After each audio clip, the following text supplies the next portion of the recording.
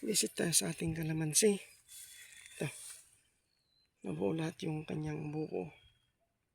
Buko na yan. Yan o. Oh. Dami. Kala ko yung mga naunang bulaklak hindi nabuo.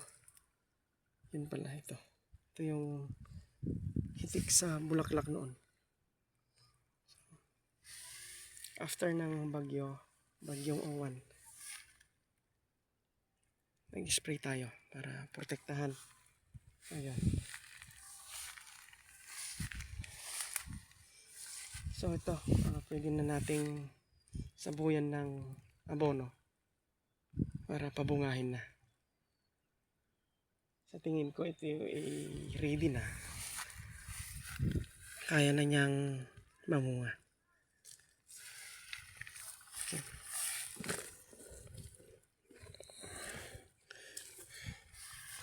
Yan.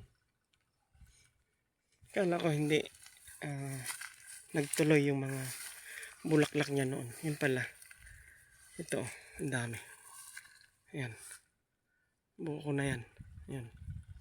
So, pag napatubigan natin to mga ka-LG, sigurado magbibigay ito ng maraming bulaklak ulit. Kasi nga, lalagay din tayo ng abono. Okay.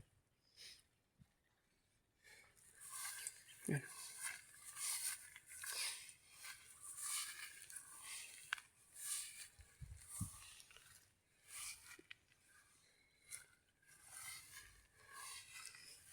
Ito. Yan o, daming buko. Hindi nang halawan ulit yung mga naunang bunga. Mahal ang kalamansi ngayon. Yan o.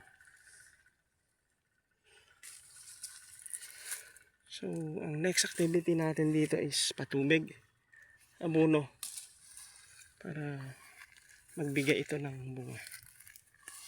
Okay. Yan, dami. Daming mga buko. Pagtuloy yung mga bulaklak niya. Ayan. Oh. Super. Ganda. Daming mga bunga. Okay, happy farming.